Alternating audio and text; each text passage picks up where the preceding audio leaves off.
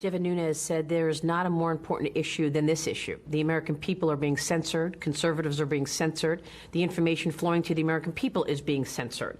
Are you worried about this going into the election? Yes, I am worried about a censorship. I'm worried about a number of things going into the election. One, the censorship of robust debate. I'm also worried about undermining the public confidence in the integrity of the elections. The thing we have going for us, especially when there's intense division in the country, is that we have peaceful transfers of power, and our way of resolving it is to have an election. But when governments, state governments, start adopting these practices like mail-in ballots that open the floodgates of potential fraud, then people's confidence in the outcome of the election is going to be undermined. And that could take the country to a very dark place if we lose confidence in the outcomes of our election. So that, the censorship, the censorship has a number of effects. It also, free speech, being able to get your viewpoint out, is a release. It takes some of the pressure out. If people are prevented from expressing their views, that's where you start getting extremism. And so the more ventilating of viewpoints we have, the healthier it is for our country. Well, there's a big discussion right now about mail-in voting. Hillary Clinton said it's fine, it's fair. Well, it absolutely opens the floodgates to fraud. Those things are delivered into mailboxes. They can be taken out. There's questions about whether or not it even denies a secret ballot, because a lot of the states have you signing the outside of the envelope. So the person who opens the envelope will know how people voted. There's no, right now, a foreign country could print up tens of thousands of counterfeit ballots and be very hard for us to detect which was the right and which was the wrong ballot. So I think it can upset and undercut the confidence in the integrity of our elections. If anything, we should tighten them up right now. Senator Hawley has a bill to give Americans the right to sue technology companies like Facebook, Google, Twitter, and if they enforce terms unfairly. Should people be having the right to sue these companies?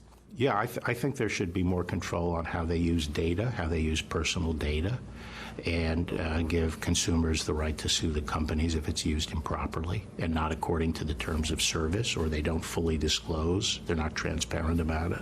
I know that you did not pursue this position, and in your confirmation hearing in January of 19, you said that you ultimately came back to restore confidence in the system. So I want to ask you how we do that, because we are deeply divided in this country. We know that. And it does look like there are two standards of justice. You go back to 2016, and there were two investigations going on, one into Hillary Clinton's email use and one into Donald Trump and collusion with Russia. We know officially there was no collusion.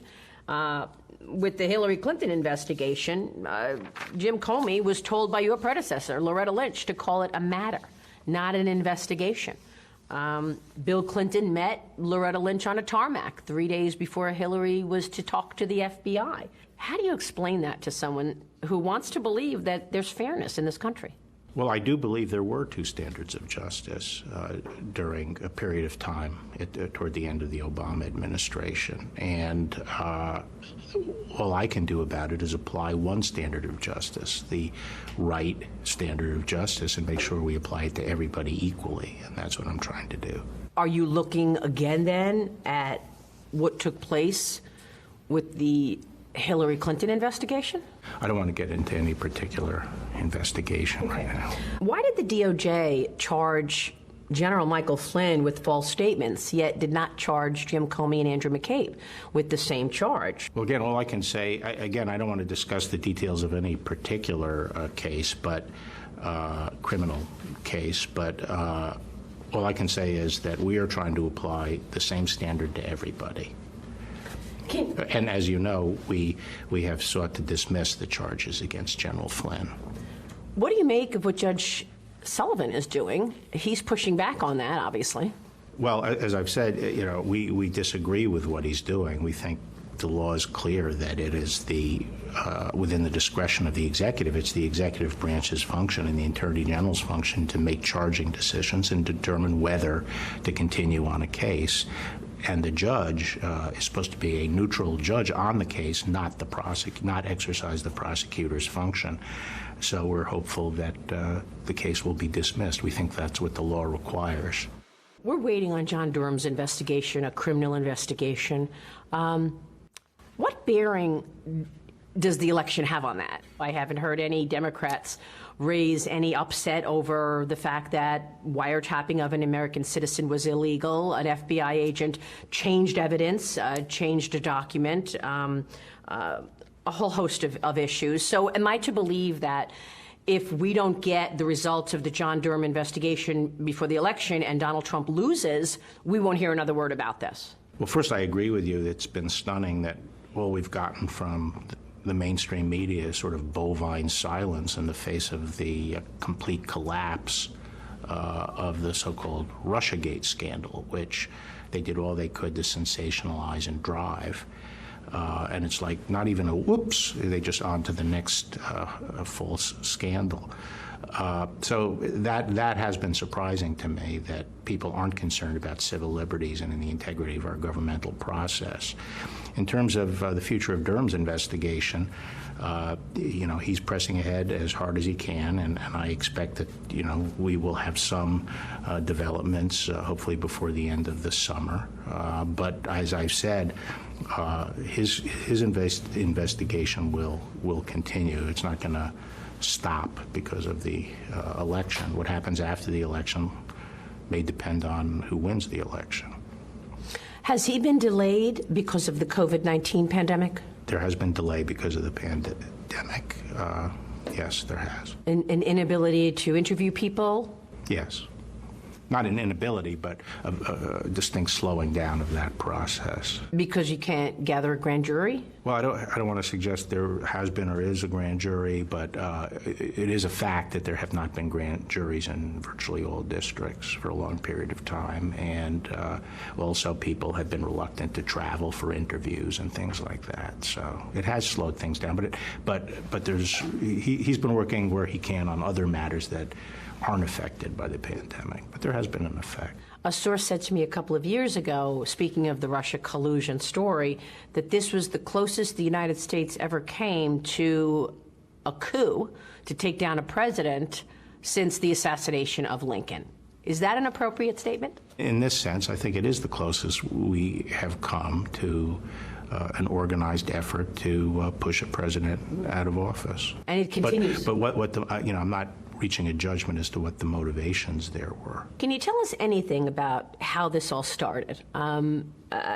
This is not just an American citizen. This was a man running for president, and this was a person who got elected to become the president. And the FBI thought it was a good idea to launch an investigation into Donald Trump and potential collusion. Why? I guess I don't want to talk about that. Some of it may become evident, as the more facts are disclosed. But I think there's probably a range of motives for different people. But is there any evidence that, in fact, it was appropriate to launch an investigation other than a conversation in a bar? I know that George Papadopoulos had a conversation in a bar. That is the official version of what happened. That comment in a London wine bar was what the basis really was for going forward. And I've said that I thought that was a very slender reed to get law enforcement and intelligence agencies involved in investigating the campaign of one's political opponent. Lindsey Graham told us that 4 FBI case agents talked to the Russian subsource. In other words, the person who compiled some of the information in the dossier. And that subsource told those agents that it was just bar talk, that it wasn't true, that we didn't really buy it anyway. Did those case agents tell their superiors that? Again, I don't want to get into the details because those are the kinds of things we're looking at, but that whole vignette is laid out to some extent in the IG's report, that in January 2017 and in March 2017, they talked to the primary subsource, who was the sole conduit for this information that made up the dossier. And as I've said, the dossier pretty much collapsed at that point, and yet they continued to use it as a basis for pursuing this counterintelligence investigation. So does it sound like Jim Comey and Andrew McCabe knew that the dossier had collapsed in January of 2017? I don't want to discuss that aspect of it. Okay. What about the leaks? Senator Ron Johnson is investigating the transition from the Obama administration to the Trump administration, and he told us that in the first 126 days, there were 125 leaks. And compare that to Obama's 126 days, there were 8 leaks. Bush, there were 9 leaks.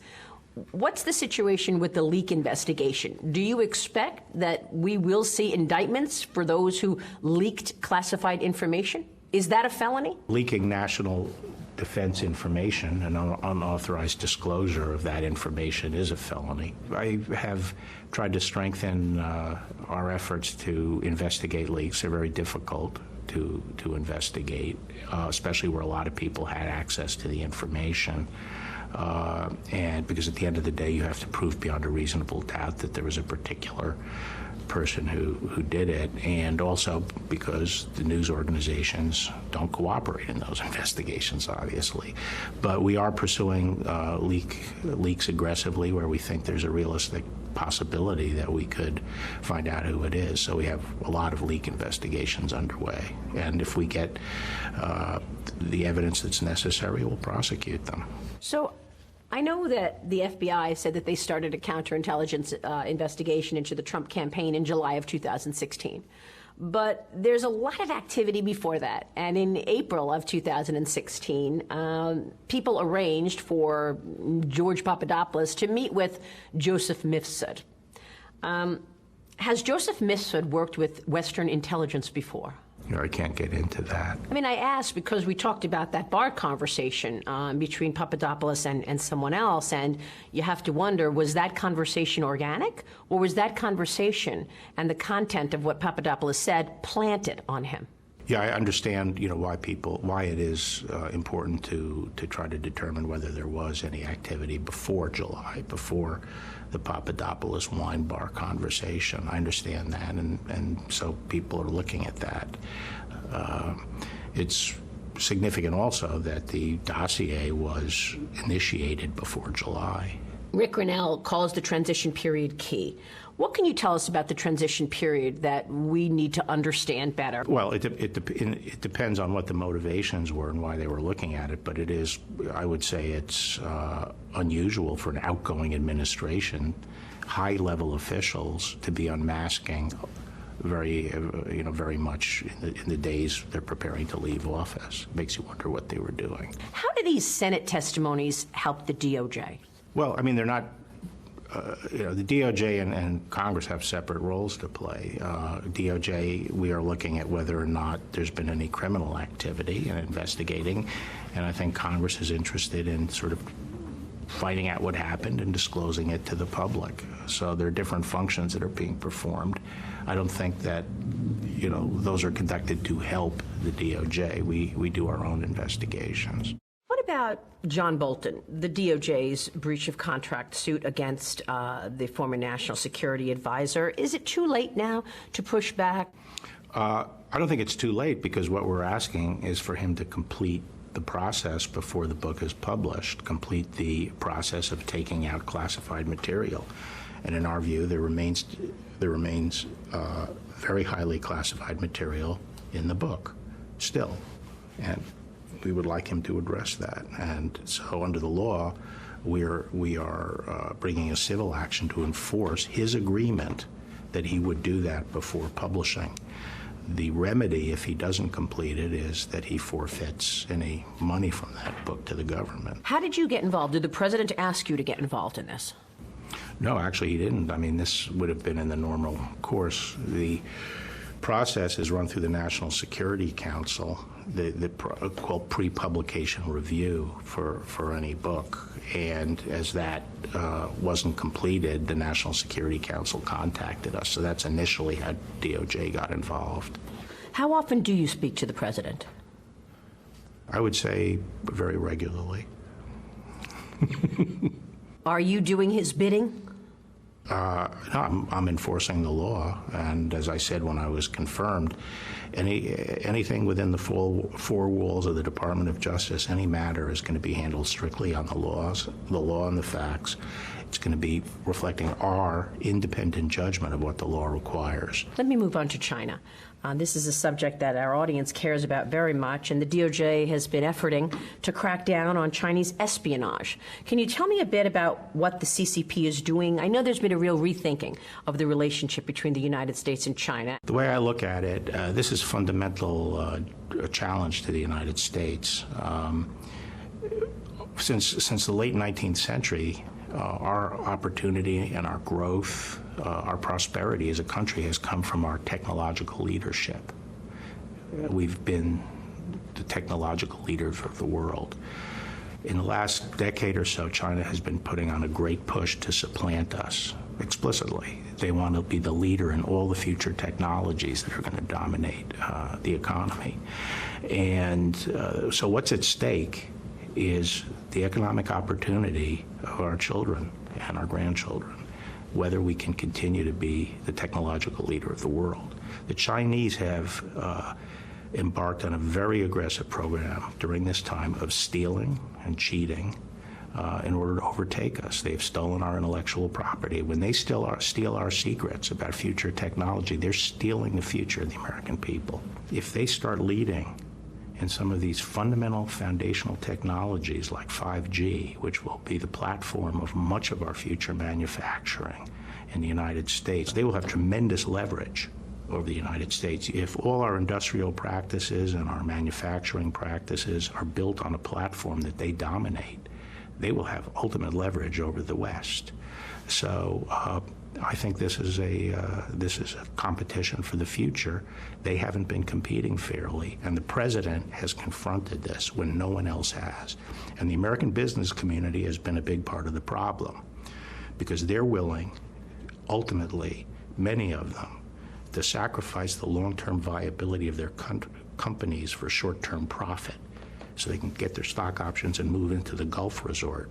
That's what's driving some of this. They're not taking the long-term view and the national view, the American, of maintaining the American strength. Well, I was talking with one money manager the other day, and he said, look, Maria, I'm not going to call good guys and bad guys. It's not my role to call out good guys and bad guys. So, yeah, the growth is in China, and that's where I want to invest. Well, you know what? We're not speaking German today because the American business in the past didn't think that way. They stood with the United States, and all the privileges and the benefits and the stability and the rule of law and the ability to profit as they do, both as companies and individuals, comes from the strength of this country. So should it be a law that if you are working under a grant, a United States grant at a university, you're not allowed to take money from the Chinese Communist Party? We are clearly cracking down on researchers and others that are sent over here to get involved in our key technological programs. And by the way, this is not just weapon systems. This is agriculture. This is medicine. This is robotics.